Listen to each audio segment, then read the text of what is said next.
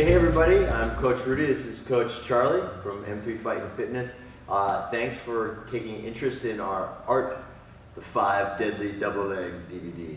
So what we're going to go over today is, there's a lot of different variations of double legs. A lot of people just kind of know like the big scoop, slam down. Like there's actually a lot more to doing a double leg than that. There's a lot of different types and variations, and we're going to go through 5 of the most common ones. The first one we're going to go through is one of the most common. In fact, that's why we like to call it the classic double leg, also sometimes known as turning the corner and such.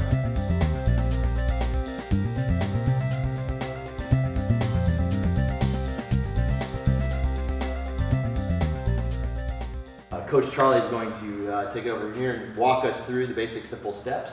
Awesome. So first things first, I got to get into my good grappling stance, and what that is if I'm a righty, usually I have my right leg forward, my left leg's a little back. I'm going to squat down a little bit, elbows are in, my neck's up nice and tight, and what I'm going to do is I'm just going to take a big step, which is called our penetration step, towards Coach Rudy. I'm going to step so that way our toes are in line. I come down to my front knee, my left leg comes up, both of my legs wrap around his, and I'm going to drive off to the side using my head for leverage, and here we go. Bam, and I cut the corner. Nice.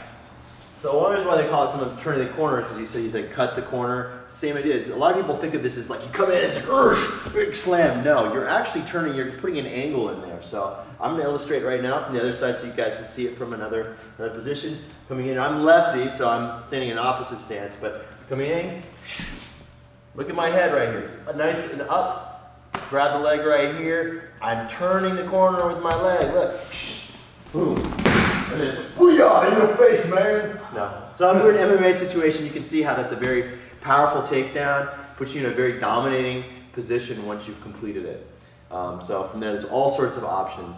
Sometimes off of this one, you will see big scoop slams off of it. Part of it is that's from people who have been doing this for years and years and years and have created so much momentum when they shoot that they just pick it up. Like, for instance, Coach Charlie's going to take me down right now. I'm going to pretend to be a swing. I'm beater both felt. Old school beater both felt.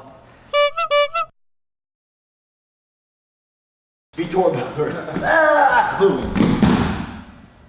So instead of a big powerful slam with this is done on raw power, he's actually just using my body weight as it shifts in. He's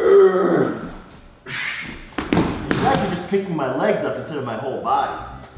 All right, so moving on.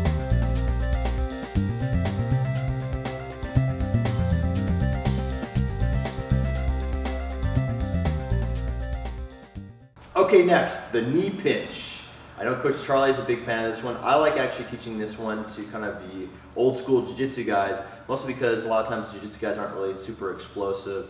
So it's a great one if you're a little less coordinated, or you find yourself in very, very close quarters. You don't have the room to get a nice outside shot and come in like that. We're going to get it from a little bit closer. Coach Charlie's going to explain some of the fine details for you right now. Exactly. Just like Coach Rudy said, this is great for if you're a little bit closer, a little less coordinated, and a little less explosive. This is a really good one to start off if it's your first time doing a double leg for kids.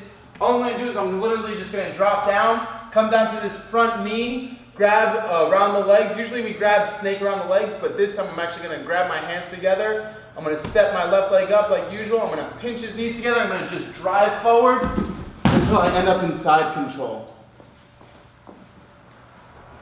So yeah, we're going to do this from another angle. Coach Charlie's just going to stand right here so you guys can see kind of what it looks like from the back. I come in, instead of trying to bother with grabbing both legs, we're just going to lock our hands together and pinch the knees together like so. From here, I just kind of push forward. Voila. So that's the knee pinch.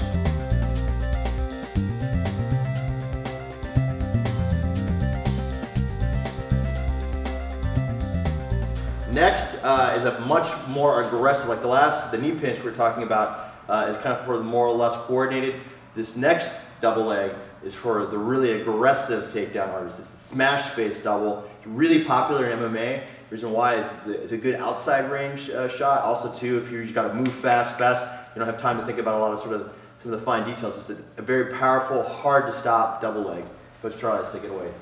Just one thing too I'd like to let you guys know, wrestlers usually have a strong neck, and one of the reasons why is for not only bridging out of being pinned, but also for this takedown. So what I'm going to do is this is again a little bit further out. I'm gonna take a big penetration step like we did in our first double leg.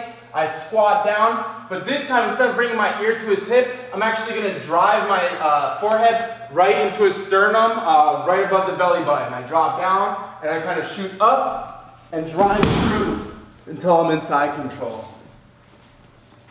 So we have to remember, have a really strong neck for this one.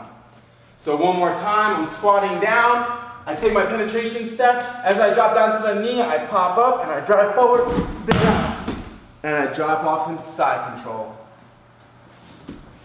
So as you can see, very, very powerful. Like, there's not a whole lot you can do. If somebody lands that, you're going down. The other hand, though, it's not necessarily recommended for somebody who's just starting off, because as Coach Roy is saying, a lot of wrestlers from doing years of doing this sort of thing have very strong necks. So it definitely compromises the neck a little bit if you're not used to it. You're not paying 100% to how your head placement and what your neck and shoulders should be doing. That's saying it's definitely a very powerful takedown and one that you should learn. And if you're a student at M3 Fight and Fitness, you will learn and are required to learn at some point.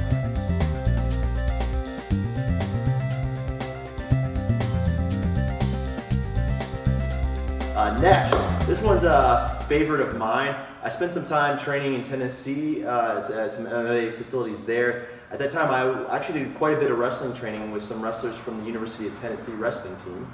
And this was a very popular style of double leg that they like to do. And I since then started getting a lot more into watching collegiate wrestling. I'm noticing a lot of sort of high-level wrestlers kind of doing this slight variation. So it's very similar to the classic double leg, but there's one unique twist on it.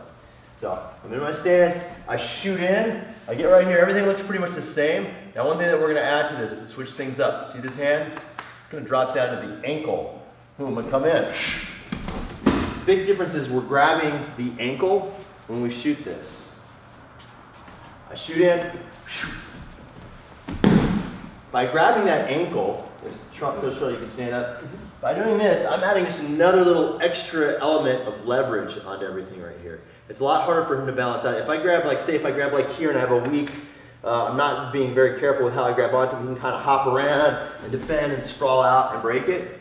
If I grab the ankle, boom, come up like this, he tries to defend, he's not really going anywhere that's going to put me in danger. In fact, I just have him more compromised. So that is the Tennessee. Do you have anything you'd like to say about the Tennessee? No, that was actually really well done. Again, I like this variation too. It's really good control to grab the ankle. Just remember though, as we take them down, we want to hold on to the ankle and not let them go.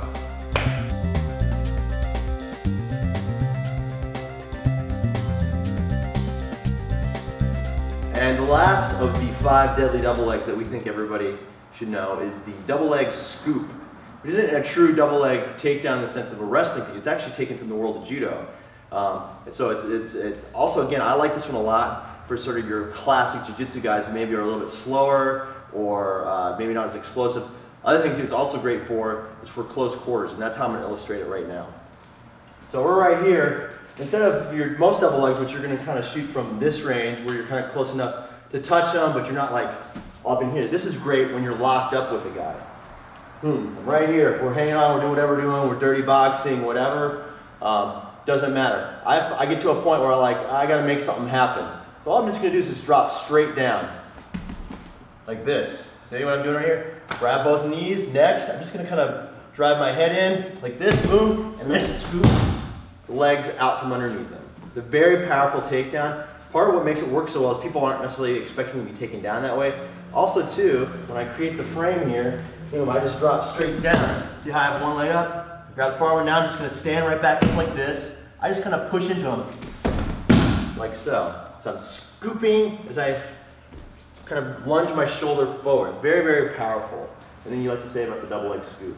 Yeah, this is kind of a little bit of a mix between that knee pinch and like that smash face style. If you notice, we're still using the head, but it's not quite as hard as when we did that smash face where we're driving the head. We're more or less using it for balance and posture. Another thing too, just for a little food for thought, it's also really good to use against the cage or against the wall if you have someone pinned against the wall. Absolutely, and this is probably the most common way you're going to see it. When you see this particular takedown in MMA, it's generally up against the fence. In fact, Randy Couture, I've seen him do this at least 4 or 5 times in various fights throughout his career. A lot of other wrestlers will use this takedown when they're up against the fence and they got to get a guy down right away.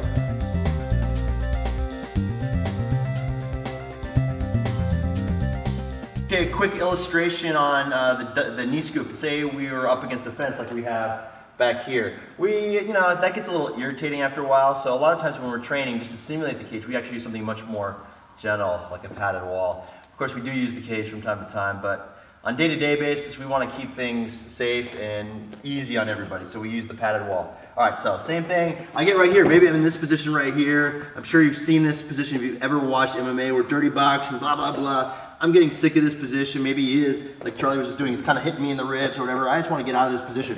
I drop down. Next, I have the knees. See, I just stand right back up. And now I just, boom, on his butt and boom, boom, boom, boom. A lot of fun.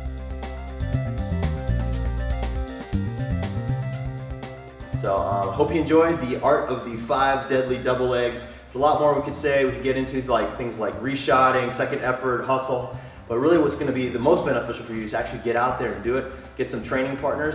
Of course, we have a 30-day free trial here at M3 Fight and Fitness. You have a ton of training partners that help you out, as well as top-notch instruction from our wrestling coach, Coach Charlie, myself, and a wealth of other instructors that we have here. If you haven't already, check us out. Come on in, set up an appointment. We'll show you a little bit more in terms of a free private lesson. You can jump into a group class. We have wrestling-specific classes, as well as we incorporate wrestling and takedowns to many of our MMA and Jiu-Jitsu classes as well. Hope you enjoyed this, and hope to see you soon.